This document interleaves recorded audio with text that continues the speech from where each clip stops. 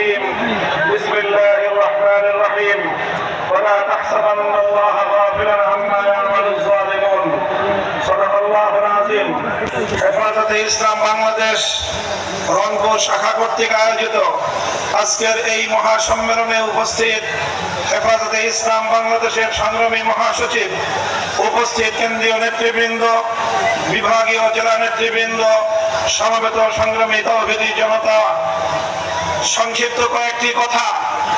প্রথম কথা হলো এই, হেফাজতে ইসলাম বাংলাদেশ সম্প্রীতি চায়, শান্তি চায়।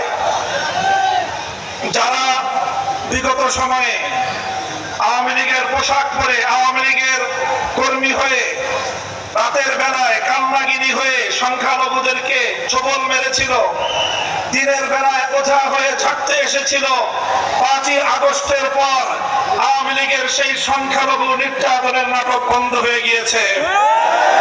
এজন্য হেফাজতে ইসলাম বাংলাদেশ ঐতিহাসিক দায়িত্ব আর কর্তব্য পালন করেছে। হেফাজতে ইসলাম বাংলাদেশ সম্প্রীতির বাংলাদেশ চায়। হেফাজতে ইসলাম সাম্প্রদায়িক সম্প্রীতি চায়, কোন দাঙ্গা হাঙ্গামা চায় না। তবে একটা কথা মনে রাখতে হবে, হেফাজতে ইসলামের জন্ম এবং উত্থান হয়েছিল আল্লাহর জমিনে আল্লাহর পয়গম্বরের ইজ্জতের হেফাজতের ঘোষণা নেওয়ার জন্য।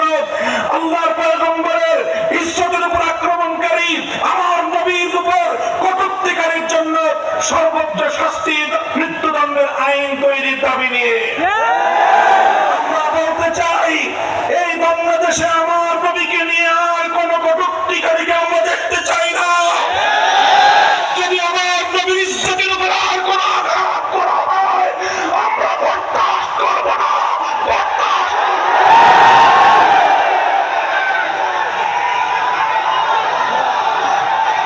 হেফাজতে ইসলাম বাংলাদেশ বাংলাদেশের সবচেয়ে বেশি মজলুম সংগঠন।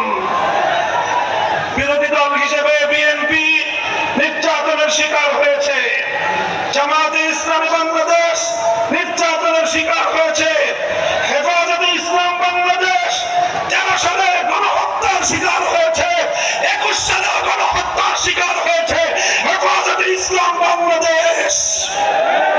13 সালে আমার শহীদদের হত্যাকাণ্ডের বিচার চাই, 21 সালের আমার শহীদদের হত্যাকাণ্ডের বিচার চাই। শেখ হাসিনাকে ধরে এনে তার খুনি মন্ত্রিসভার সদস্যদেরকে ধরে এনে বাংলার মাটিতে বিচার কায়েম করতে হবে। বিচার বিচার বিচার চাই, খুনিদের বিচার চাই, শহীদদের রক্ত বৃথা যেতে দেব না। পরিষ্কার আমার আখেরি ঘোষণা, 2013 সালে হেফাজতে ইসলামের উত্থান ঘটেছিল তখন, যখন বাংলাদেশকে নাস্তিক্যবাদ গ্রাস করার পায়তারা চালিয়েছিল। শাহবাগী চেতনার নামে আমার বাংলাদেশের নতুন প্রজন্মকে যখন নাস্তিক বানাবার ষড়যন্ত্র হয়েছিল, হেফাজত রক্ত দিয়েছে, জীবন দিয়েছে এদেশ থেকে নাস্তিক্যবাদকে রুখে দেওয়ার জন্য। আজ সেই জালিম শাহীর পতনের পরেও এখনো পর্যন্ত শিক্ষা ব্যবস্থা থেকে নাস্তিক্যবাদের শেকড় উপড়ে ফেলা হয় নাই। আমরা দেখছি, আমরা যৌক্তিক সময় দিতে চাই, কিন্তু অন্তর্বর্তীকালীন সরকার না তত্ত্বাবধায়ক সরকার, এই বাহানা দিয়ে আমাদের এই দাবি পূরণে বেশি কাল ক্ষেপণ করা যাবে না। আগামী শিক্ষাবর্ষের আগে জাতীয় শিক্ষা সিলেবাস থেকে নাস্তিক্যবাদের সকল শেকড় উপড়ে ফেলতে হবে। আর যদি সেটা না করেন, হেফাজতে ইসলামের মঞ্চ থেকে ঘোষণা করছি, আগামী 2025 সালের 1 জানুয়ারি হেফাজতে ইসলাম নতুন পাঠ্যসূচি বাংলাদেশের কোন শিক্ষা প্রতিষ্ঠানে কার্যকর হতে দেবে না। আমরা আমাদের সকল শহীদদের হত্যাকাণ্ডের বিচার চাই।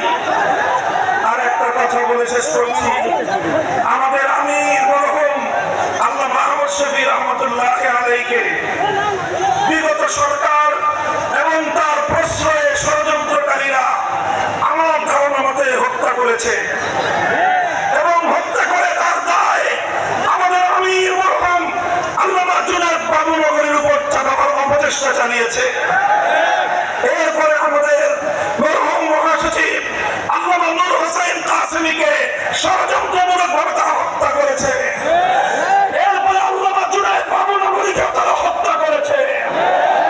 অন্তর্বর্তীকালীন সরকারকে বলবো, এই 3 হত্যাকাণ্ডের সুষ্ঠু তদন্তের মাধ্যমে প্রকৃত দোষীদেরকে চিহ্নিত করে বিচার করতে হবে।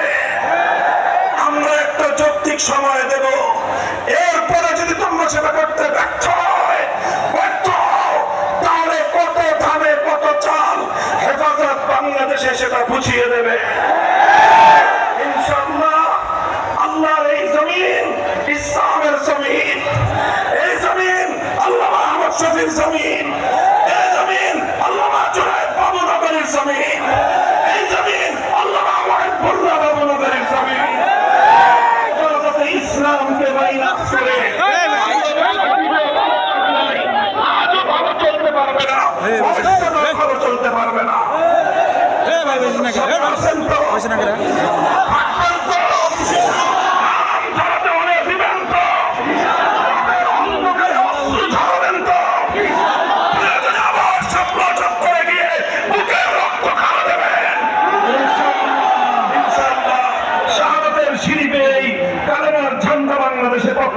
উদ্দিন হবে সেদিনের সেই সংগ্রামী সালাম অভিবাদন জানিয়ে শেষ করলাম।